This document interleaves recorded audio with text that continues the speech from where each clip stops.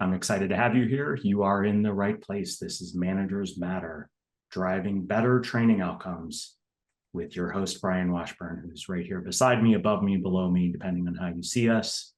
We're excited to be here with you. We're going to get started as people sign in.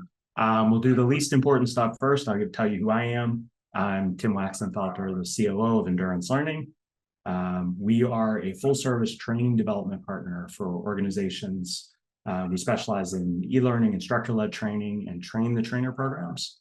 Brian and I are excited with the rest of our team to celebrate 10 years of helping professionals who have deep subject matter expertise design and develop training that delivers real impact in their organizations. So up on the screen there, you'll see a QR code. If you have a chance, pull out your phone, give it a scan. If you've never used a QR code, this is a great time to practice. It's not a very new technology, but it is a modern technology. It'll take you to our LinkedIn page. Give us a follow. This is important for us because we're trying to get our message out there. We put a lot of effort into these webinars every month, and we really want to get nice big groups of people to build a community together, to learn from each of you, to learn from us. We want that to happen. And so following our LinkedIn page means that people get more involved in that.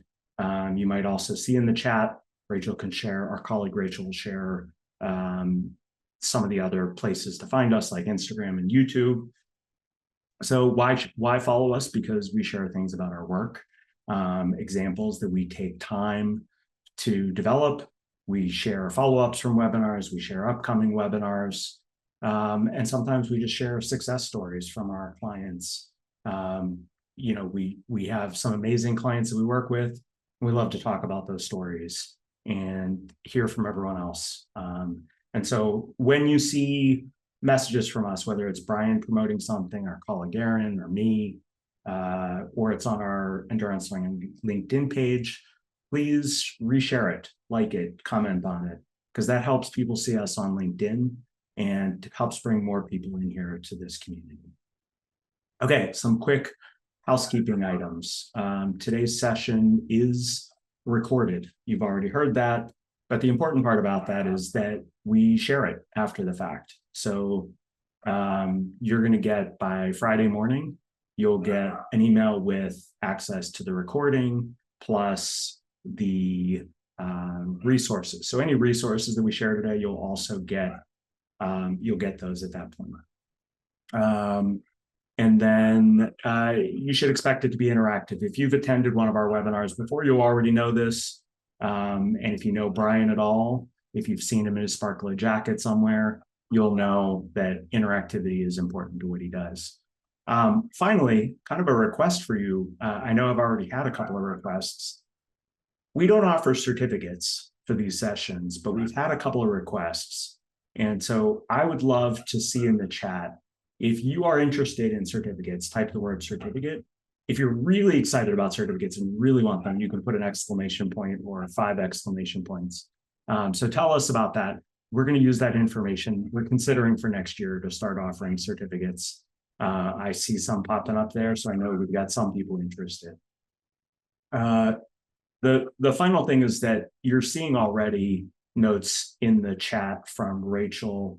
Rachel is our producer today. She does a wonderful job and kind of keeps everything going does a lot behind the scenes to keep our webinars going. It's kind of a good example of how we function in general. Sometimes Brian's out there in the front, but we have a wonderful group of people, and Rachel will be the one sharing a lot of those links, the resources, et cetera, as we go along. So we appreciate that, Rachel. Thank you. Brian has up on the screen the next webinar. We are really excited about this one.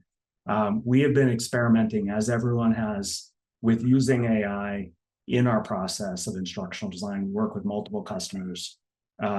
We want to take some of those experiences where we've built up. We want to learn from all of you, but we have some really, I think, really interesting conversations to have around where it's appropriate to use AI in instructional design. We have some customers that have embraced it. I think it's going to be a really fabulous discussion. I would encourage you to sign up fast for that one. We do have a limit on our account, and spots will go fast. That is not one you want to be late for. toward the end of our session, we're going to be doing at the very end of our session, we're going to be doing giveaways. So good reason to, if not the only reason, but definitely a good reason to stick around. You'll have the opportunity to win either of Brian's books that you'll see up there at the top, or to access to one of our absolutely fabulous, amazing, stupendous courses, Foundations of L&D, which helps people learn the basics of L&D, or Training Delivery Basics, which is really kind of like an asynchronous version of what Brian spends much of his life going around the country delivering. It's a way to build up your training delivery skills. So we're excited to give away both of those at the end of the session. So please stick around. Now we're ready to get to things here. So I'm going to do a quick introduction of Brian. If you don't already know him, I think many of you do. Brian's an author, speaker, and I'm proud to say he's my co-founder of Endurance Learning. We've done this for 10 years together. His early experience was in nonprofits and NGOs. Like many of us, he came up into instructional design almost accidentally. And when we think about today's topics about managers matter, he was managed by people, coached, mentored, learned to then manage and mentor people and coach people, and found out what worked and what didn't, and then started to apply more of his understanding from organizational development to this topic. And so you're going to get the benefit of a lot of that today. We'll have a link later to sign up for doing coffee with him. He's very big on connecting with people in the field, whether it's just to connect or to kind of provide some mentorship as you grow your career. He's excited to do that. So please take advantage of him for that. And that's Brian. I'm excited. Go ahead, Brian. It's all you. Thanks, Tim. And hello, everyone. Good morning to those of you who are west of the Mississippi. Good afternoon to folks on the East Coast. And good day if you're joining us from someplace else outside of the US. What I'd love to do, I see that people are introducing themselves. I'd love that. If you haven't done so yet, share your name, your hometown, or your current location. And actually, even if you have, I'd love to know what is the best thing about your hometown. So for me, I'm Brian Washburn. I am here in Seattle right now. I've been in Seattle since 2007. My hometown is Rochester, New York. And the best thing about Rochester might be, I don't know, the garbage plates. Maybe it is the proximity to the Buffalo Bills. And despite our past two games, this is our year. So go Bills. But let's talk about, and as people are introducing themselves, and I love to see all the things that you really like about your hometown. It's kind of cool to kind of shift our little introductions just a little bit there. Fresh Mountain Air, Go Bills, Todd Toner, I love you. Seattle, Emerald City, Green, Lush. Please keep those coming in as well. Just as we get going, so today we're talking about managers matter, and what we're really going to talk about is retention's big three players. So there are several people who will kind of make or break the opportunity for people to remember what you learned in a training session and then to actually apply it a little bit later. And so we'll be talking about those big three players. We'll talk about the special importance of managers, and it's this entire session is a reminder that even if we don't see our learners again, if we're even if we're internal trainers, but a lot of times for folks that are external to organizations coming in and doing training, or if we're putting together e-learning, even if we don't see our learners again, it is our responsibility, it's our job to support retention and transfer. And so we're going to talk about how we can do that. And of course, Tim already mentioned this, but I do want to make sure that we have the advisory up there, that we will have a breakout discussion kind of a little bit past the halfway point as we get going here. So as we get started, what I want to do, excuse me, is start out just by talking about these big three players that I was talking about before. And so in just a moment, we're going to put up a poll, but not quite yet, because I want to explain what you're seeing here on the screen. And what you have on the screen is what we call kind of the time role strategy. So from left to right, you see kind of periods of time, either before a training takes place, during the training, or after the training. And then from bottom to top, you see the different players who are really, really important to whether or not somebody remembers and then puts what they learned to use when they get to the job. So each of these players plays a significant role. So it's the trainee, the trainer, or that trainee's direct supervisor, their manager. And then we have different points in time. And so what I'm going to ask is if you had to kind of pick one person and one point in time that you think is actually the most powerful when it comes to people being able to transfer training from the training environment to the job, which square do you think represents that most powerful person and point in time? So let's go ahead and throw. I see that people are not even waiting for the poll to go up there. They're putting it into the chat, which I love. I love the participation. Thank you so much.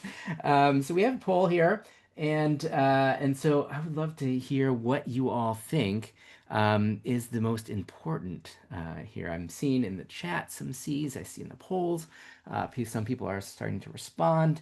Um, let's see. We'll wait another moment or two. It's really interesting that there's only two different spots right now in the poll that people are even choosing.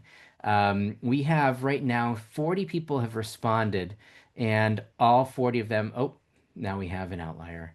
I was going to say all 40 of them have picked either A or C. So let's go ahead, get your vote in. We're going to end this poll and we're going to publish our results here. So let's take a look at these results. People were saying, um, people were saying A or C. The vast majority of respondents are saying C. So a manager after training is the most important. Some people are saying A. We had just a handful of people say the trainer during the training is really important. All right. So before I actually share what the correct answer is, I'm kind of curious for those folks who chose A, for the folks who chose C, or for the folks who chose E, why, if you could in your chat, just share why you think that is the most important person and point in time for that. And as you're starting to share some of those things in chat, this is interesting. When I do this in a train the trainer session, sometimes what we'll have is people feel very strongly that the trainee is the most important person after. So a lot of people times people choose I as well. And so sometimes I'll speak for those folks as we have some of the chat responses coming in here. But when it comes to why people feel the training is really important, it's on them. It's their responsibility if they're going to go to a training to then bring it back and actually implement it.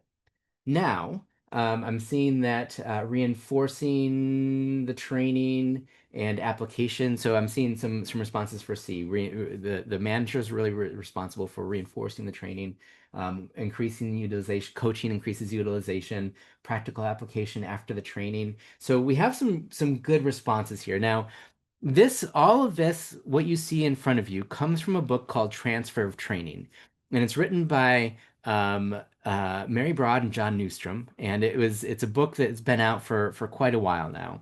And this book basically took a look at a meta-analysis of a bunch of different studies, and what they found was that there actually is some trends in the research in terms of who and when the most important point in time and most important player is, and that goes like this. Let's see if we can find the number one. So the correct response is the manager before training is the most important point in person when it comes to yielding the most powerful transfer training effects. And then you can see what was C is actually number three. The trainer before training is actually number two. So why is the manager before training really important? If you think of the manager before training, I'll actually explain this in just a second. I have a whole slide that talks about this, but let me clear some stuff off here. So why does the manager matter so much? And you can see that the trainee is 5, 6, and 7. That doesn't mean that the trainee is not important. All three of these roles and all of these points in time are important. But when it comes to the research, there are some levers that are really stronger. And so when it comes to the manager, why does the manager matter so much? So when we think about prior to, and I'm seeing the responses continue to come in here into the chat. So when we think of why the manager matters so much, prior to a training, the manager just needs to assess the needs of the learner in the first place and make sure that they're steering that person to the right training option. So even if it's the best training in the world, if it's not the right training for a learner, then they're not going to be able to use it. The manager also needs to speak to the value of professional development, whether that is something that is technical in nature. It could even be something like a compliance training or leadership development training.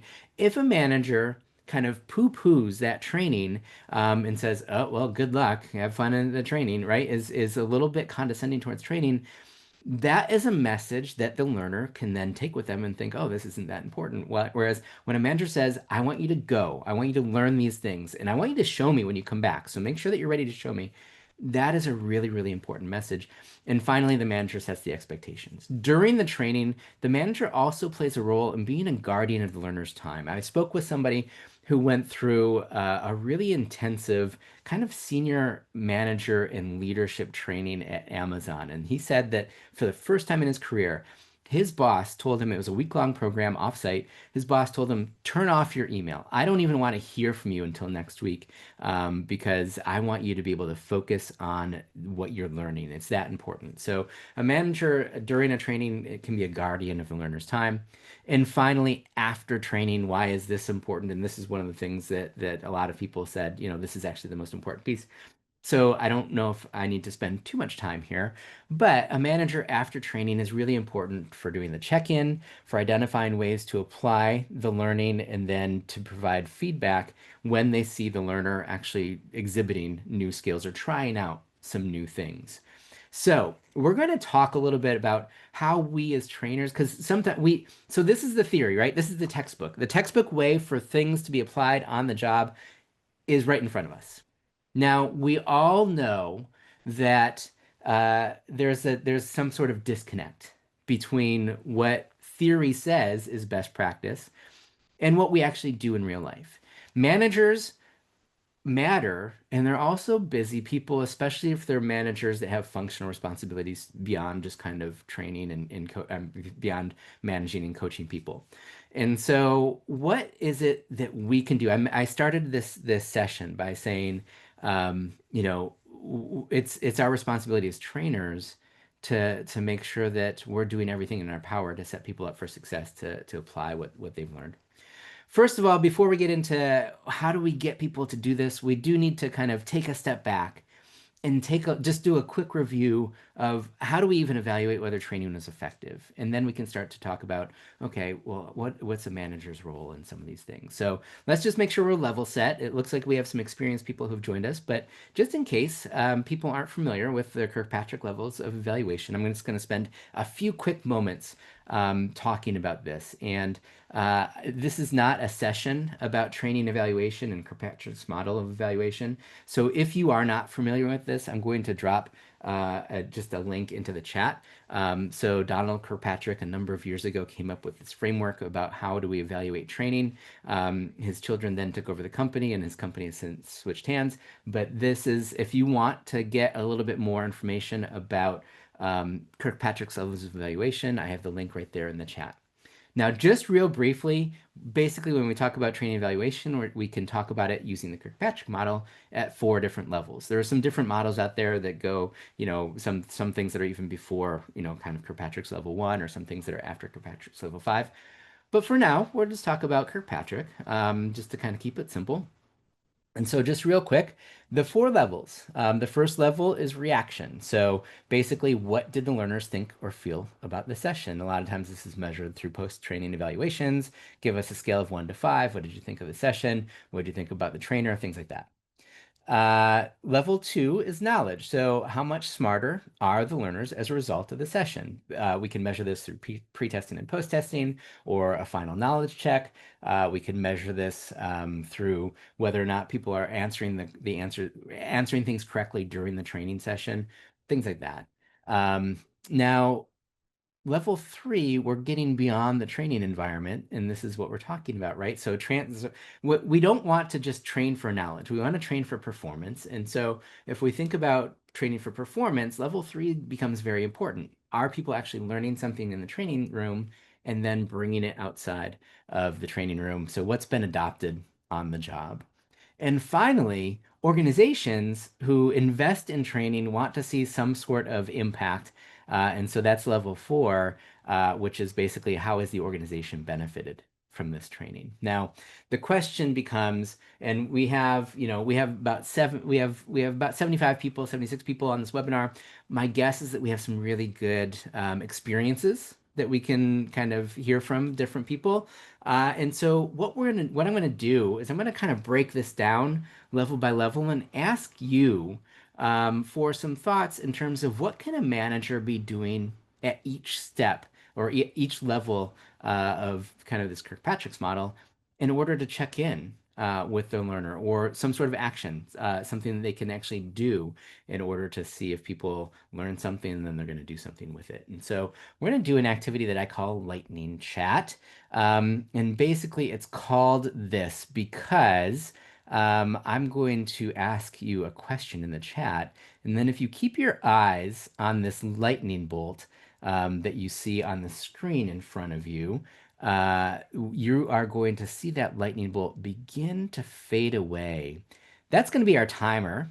So I don't have an hourglass, but we have this lightning bolt that's going to fade away in our lightning chat. So I'm going to ask you a question, and then you will have the time it takes for the lightning bolt to disappear off the slide in order to answer into the chat. Now, that said, I'm also going to share, or my colleague Rachel will share this with you, a note page because we're going to get some good thoughts coming out of the chat. And so, what you see in the chat right now is this page. If you'd like to download it, if you have separate screens, just pull it up and you can take some notes in there based on other responses that you're seeing in the chat. Okay, so there's going to be a lot going on. The first thing I'm going to do is ask you a question. I'm going to ask you to type your thoughts in the chat. And then I'd love for you just to kind of see what other people are saying too and capture your thoughts if you would find that helpful to take that away and apply what you've learned here into the job as well. So here we go. The first question that I have for you, so get those typing fingers ready because that lightning bolt is going to disappear after I'm done answering this or asking this question. So at level one, what is a question or an action that a manager can ask to help evaluate training effectiveness at this level? At this, how did the learners feel about a session? So something, go ahead and feel free to start typing things in. I haven't started the lightning bolt yet. But so for example, if I was to see this up here, what I might type in is, did you even feel that training was a valuable use of your time, right? So checking in with that kind of question. So that's the kind of thing we're looking for here. And so I'm going to go ahead and start our lightning bolt fading away here. So what is one question or action that a manager can ask to help evaluate just whether or not a training was effective at level one? So what do the learners think about it? See some thoughts and responses here. All right, our lightning bolt has disappeared. So pens down. No, you can feel free to keep typing. But also, this is an opportunity for you just to kind of take a look at the chat and capture any of the other thoughts that people are putting in. So, did you learn anything new today that can be applied to your role? I think that is such a simple question that Gail put in there that we can ask. Any ideas where you think you can apply the new knowledge, right? So what did you learn and any thoughts, right? So when we're talking about what do you think you can apply, right? That's not level three. That's not the transfer. We're just asking for people's reaction at this point. Can you use the idea? What did you learn that you can apply immediately? Another question that I had was which part of the training directly relates to something you're working on right now? what part of the training will you apply to your practice? So we're getting lots of questions about just kind of what do you think? What's one takeaway? Um, so did you enjoy the session? Is one as well? Because if people are coming back and saying, yeah, it was the best training ever, doesn't necessarily guarantee that they learned something. But if they come back and say, no, it was the most boring thing ever, as a manager, the manager might not want to send people to that. So just did you like the session is actually a great question too. All right. We're going to move on to level two here. Level two, and we're going to kind of put the same question here. What's a question or an action that a manager can ask to help evaluate training at this level two? So basically, remember, level two is how much smarter are the learners as a result of the session? All right, so what's a question that the manager might be able to ask here? I'm going to go ahead and start this lightning bolt to fade away. What will you do differently going forward is one of the questions. What are the top three critical things you learned? Can you show me how to do what you learned? That's actually a pretty interesting kind of application in a safe environment before people go out and use it outside. What's your action plan? Can you show me how to do what you learned? How can you teach someone else what you learned? Something that, and that's very similar to something that I have seen actually in use. At my previous job, we had my boss would actually ask us after we attended a training to either teach or present something to the team, like a core concept or two core concepts from the training, so that everybody could be exposed to something because they couldn't send everybody to all the same trainings. What did you learn is a simple question. What will you share with others? Somebody said, do a Kahoot review. Show me how you, especially if you have a team that actually attended together. Show me how you applied what you learned. That question actually we might want to wait because we're gonna. All right, so if you want to take any notes, there are some really good thoughts that are showing up here in the chat. So go ahead and bring those over into your note page, and I'm going to go on to our next question here. And now we're starting to get into the money questions, right? So the first two questions are things that are setting the stage. They're foundational. But just because somebody likes something or just because somebody seems to have learned something doesn't necessarily guarantee that it's going to be used. So we have several data points which are helpful, but they don't tell us the whole story. So at level three, here's the next question.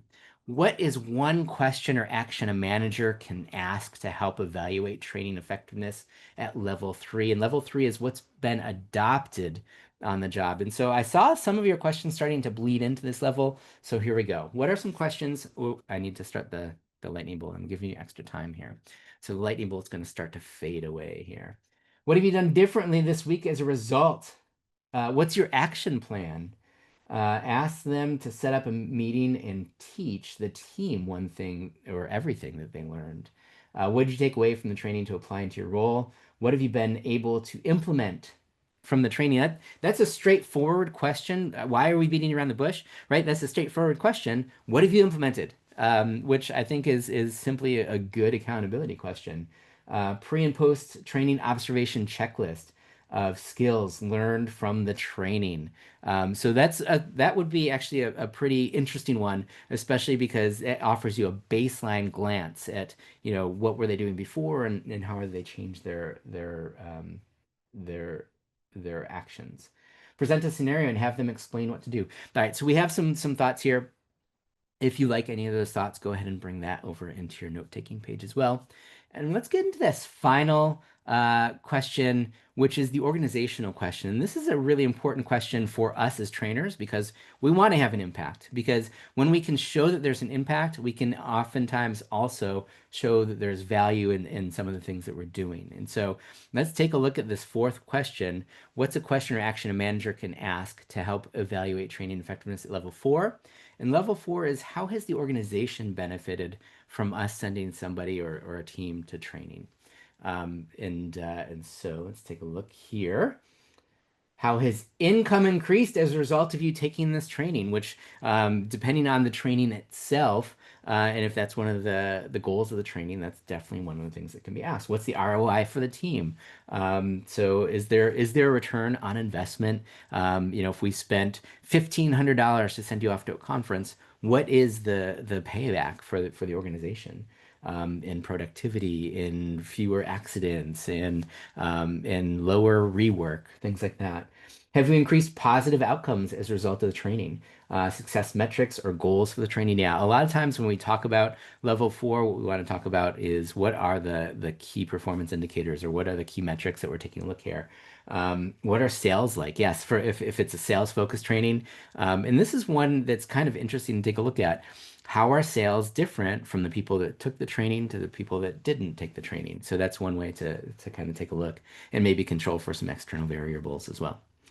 All right, so we have a number of these different questions that hopefully you can start to put down into that worksheet. Now, why is that worksheet important? It's important, especially for us as trainers. And as I think about what we can do as trainers, we, especially if we're not going to see people after the training, we can create resources for our learners to go back and share with their supervisors to make the job easier on the supervisor. And all of the things that people are mentioning, if it's just a question sheet that we want to send with our learners, say, hey, here's something, we certainly have an action plan, but here's one last thing that we want you to take away. And here are some questions that we want your supervisor to ask you about this training. So make sure that you're ready to answer these questions, but also share this with your supervisor at your next one-on-one. So if you were able to compile some of the actions or questions that were coming up in the chat, that could be really helpful as you design your next training. Now let's take a look at some different things that we can actually do in order to bring into our training programs. I'm going to share 3 different resources that you might be able to use. And then what we're going to do after I share these 3 resources, I'm going to put you into breakout rooms to talk a little bit about how you might actually envision using these resources in your own scenarios. So this first resource, basically what we want to do is help our managers to help us, right? Help our managers to help us make this training something that's meaningful and lasting after people leave the training environment. So this first strategy is a simple behavior observation checklist. And it gets to some of the things that people were asking in the chat. I'm pointing over here because this is where I'm monitoring the chat. So these are some things that we can just ask. And the examples that Rachel are posting in the chat are things that you could actually bring to your own supervisor after you attended this webinar, because they talk about what you're going to do with the information from this webinar. So this first one is a behavior observation checklist, and it's just a few different things that maybe should be changing as a result of the training session. And simple yes or no. And so sometimes when we talk about supervisors, well, supervisors can observe whether or not somebody's doing something new, differently, or better. But if a supervisor didn't attend your training, if they don't know what they're supposed to be observing for, then it's going to be tricky for them to observe, to see new behaviors. And so providing a checklist, an observation checklist of something specific they should be looking for, can help the managers and make the work a little bit easier for them to be able to manage and support what it is that you're doing. That's first strategy, first option. The second one takes it a little bit deeper. And this is a 5-minute huddle script. And so this is basically just an opportunity to kind of summarize what your training's about. Again, if a lot of managers aren't attending the trainings that we deliver for their direct reports, then it could be helpful to give the manager some context and some specific words they should be saying during meetings, during one-on-ones. And so giving people a script. And again, it doesn't have to overpower a one-on-one. A lot of times managers are like, I have to do other things, and so I can't do your work, trainer, for you. Well, if we give them something and we say, this will only take 5 minutes. This is something, again, what we can do is to create this, give it to our learners and say, if you have a one-on-one with your supervisor, this could be really helpful for them to help support you in doing some of these things newer, differently, or better. So this is just a script that could be helpful. And then finally, The third strategy is a reporting and metrics guide, and this goes to kind of level 4, the impact, or maybe level 3, the transfer, but certainly level 4 when we talk about metrics. And this goes into what kind of behaviors are we seeing and how is it impacting the organization itself, right? And so this is something that you would need to know a little bit more about your learners and what some of their key metrics are. And then you can bring it into something like this and just say to the learners, all right, so here you have, or maybe your learners can, as part of their action plan, can help to fill in some of the blanks in terms of what some of the targets, what some of the goals are, what some of their metrics that they're being monitored for. And then this can be part of the action plan that learners take with them. And then with their supervisor, they can be monitoring this after the training. So these are all three of these are opportunities to, now there's a question here about what are metrics. So just real quick, metrics are kind of the measures, usually quantitative numbers that we're taking a look at to tell is performance good or not good. And so that's kind of the easiest way that I can use to kind of define what metrics might be. So if you're thinking about, so for the example here, you might see under time to performance. Have we been able to create more efficient, more efficient ways for people to learn how to do their job right? So if it used to take people 2 weeks to learn a skill and to be able to actually apply it error-free on the job, if it's only taking them 1 week now, then we've reduced our time to performance or time to competence by 50%. So things like that could be really helpful to take a look at. Okay, so here we go. I've given, 3 different examples of what we might be able to do to help our trainees, managers, to help us to make sure that the stuff, the brilliance that we're sharing during our training sessions actually gets used on the job, supported by managers. As we've kind of established, managers are really, really important. So if we can help them help us, that is going to be a win-win. All right, so what I want to do now is to just, with these examples that I gave you, I'm kind of curious. They seem like good ideas, but one of the things that I'm going to be curious about is what are some of the barriers that you could see about having managers actually use any of these strategies or tools? And then, as training designers, how would we be able to remove or mitigate some of these barriers? How would we make this even easier for managers to be able to use some of these tools? And so, what I'm going to do is I'm going to put you in breakout groups in just a moment, and what I'm going to do is I'm also going to share an, a shared document with you. And so this shared document is going to look a little bit like this. So in your groups, you can kind of take a look at any of these 3 pieces that I shared with you, the simple behavior observation checklist, maybe the 5-minute huddle script, maybe it's the reporting and metrics guide. So you can choose one of those in your group that kind of resonates with you. And then you see along the lines, along the left-hand side, there's some numbers, and that's the breakout room number. So when you're put into a breakout room, you'll be put into breakout room 1 or breakout room 5 or whatever it might be. So I need you and your group to find which breakout room you are, find that line, and then you're going to start to type some things in. And you're also going to see, as you're typing some things in or as you're discussing, other groups are going to start to fill in some things as well.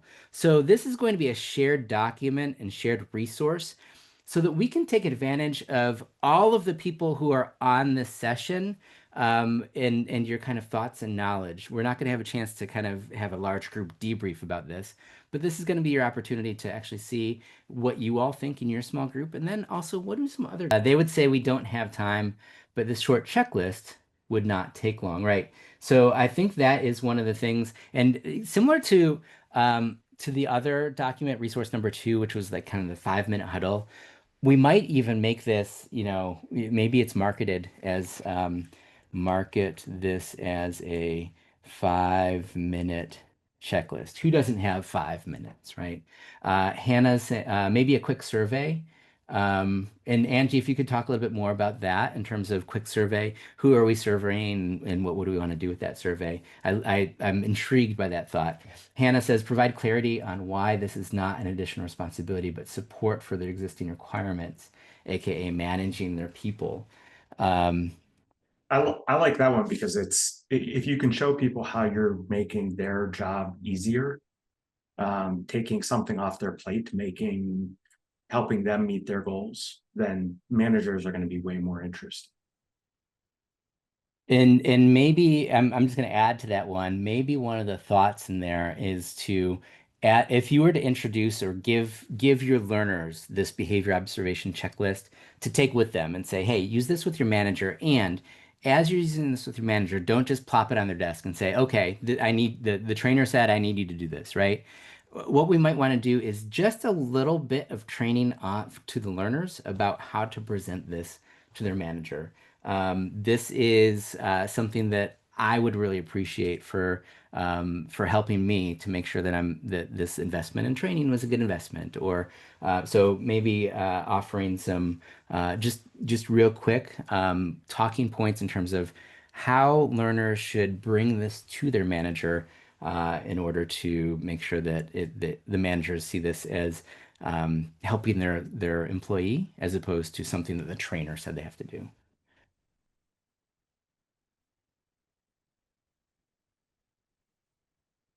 Tim, if you're seeing other thoughts, feel free to jump in. I'm trying to capture some of these thoughts here.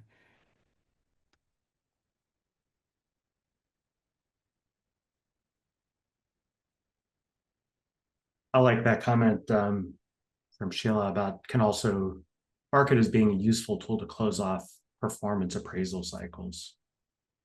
I think tying it into something like that can make it um, more natural and part of a regular process. And Natalia talking about it becoming part of the learning culture.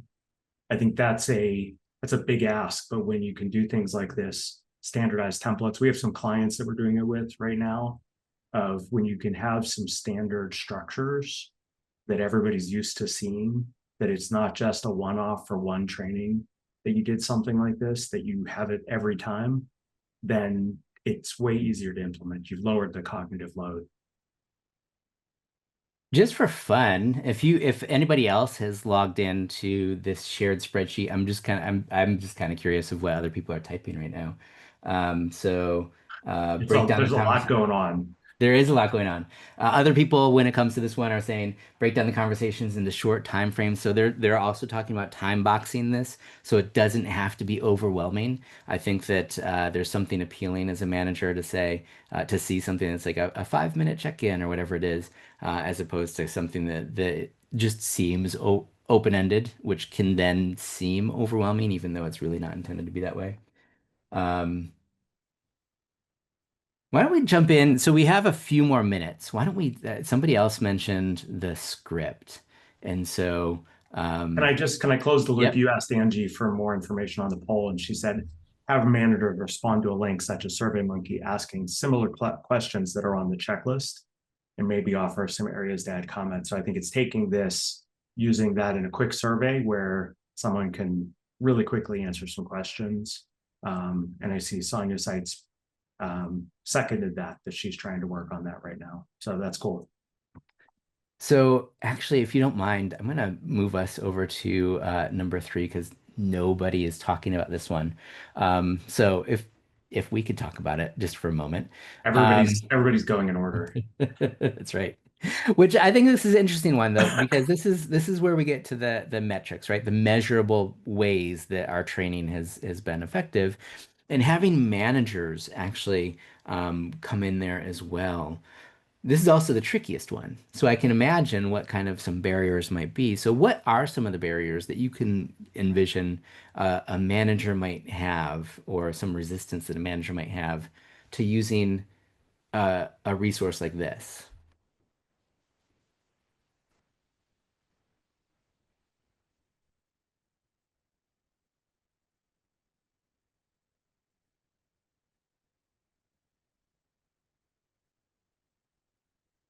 I should put one of those dissolving lightning bolts here. Tim, I mean, you've been a manager before, and you are a manager now.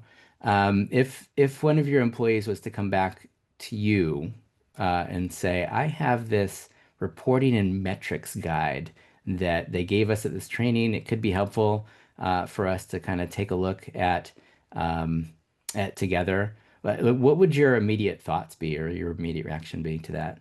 Yeah, so I think this comes back to the constant challenge of connecting training to outcomes.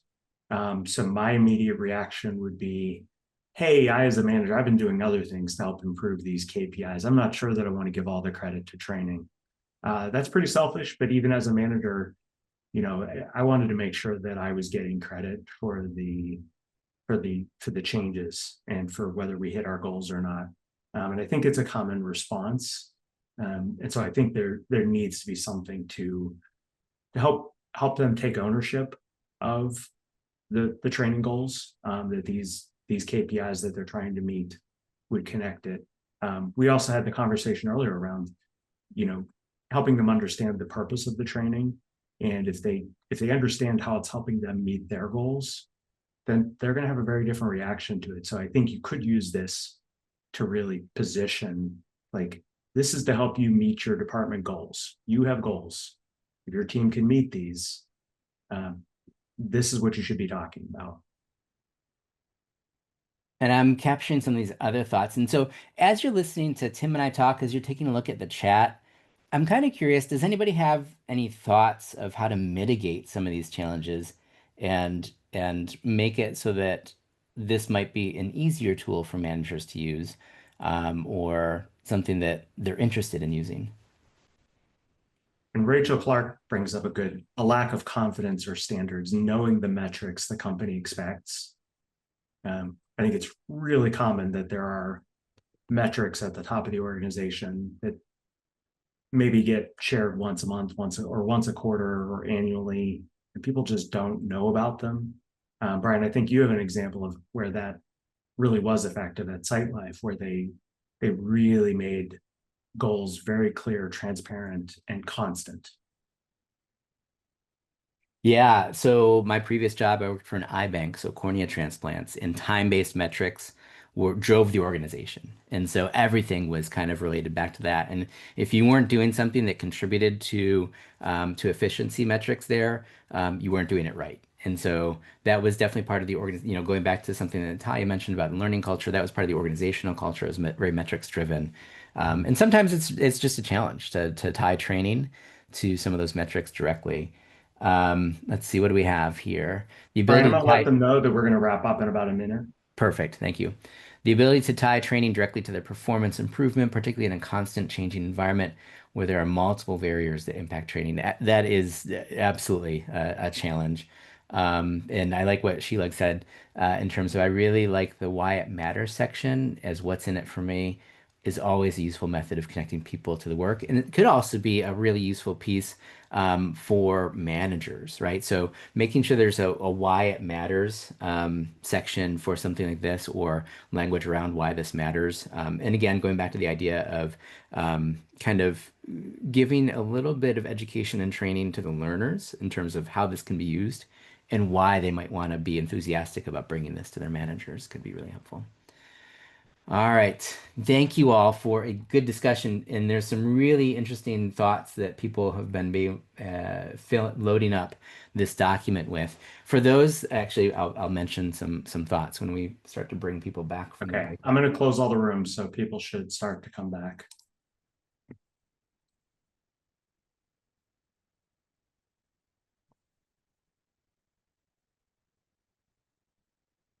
The great thing is people can continue in the document even as they come back. So it's a little better than being cut off mid-sentence. That's right.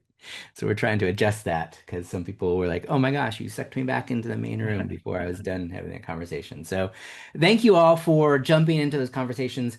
In the main room, we had a really great conversation via chat, and also as I was starting to fill in some thoughts from the main room, I just was able to see all sorts of other thoughts being put into this document, which is really, really helpful. One of the things we're going to do with this document is we're going to be able to send it, we'll kind of capture it if we can do a little bit of cleanup and then send it around. I know that some people said that they weren't able to access the shared document for a variety of, security settings or whatever it might be on their own computers. And so we'd like to just kind of take this out and create a document that you'll be able to just kind of download and kind of take a look at. So thank you all for sharing your thoughts there.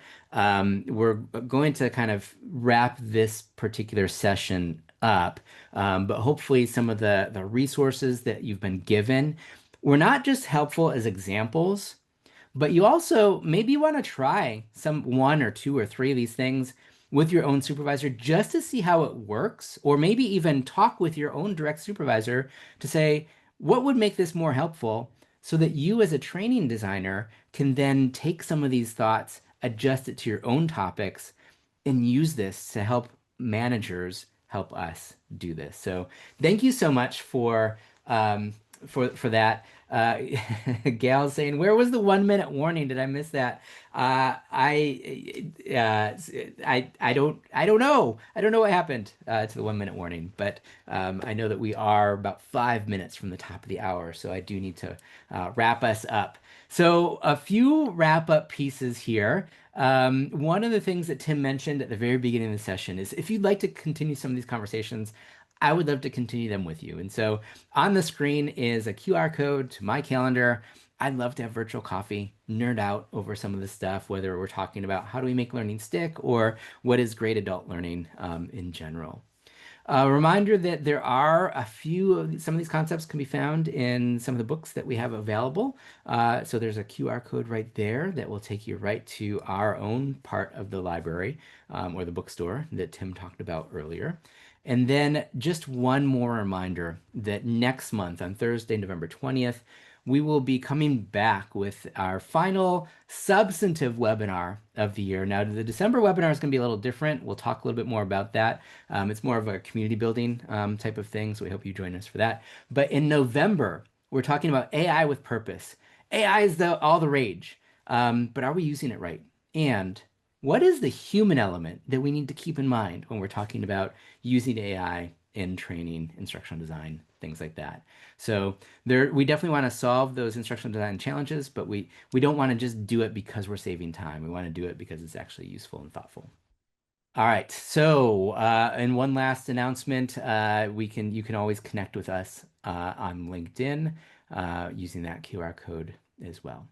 Okay, so we have some drawings here. The first one will be for an e-learning seat in one of our e-learning courses. And so we have Foundations of L&D, which is if you are relatively new to the field of L&D and want to understand what the landscape is, and what are all of the things you should be thinking about when it comes to learning and development, this is a great course for you. We also have a course that focuses on training delivery basics. And so if you or you're working with somebody who's kind of a part-time trainer, don't necessarily have training in your title, but you have to train people. This is a great course that talks specifically about training delivery. We're actually about to wrap up another one that's about training design. And so we'll have that one available as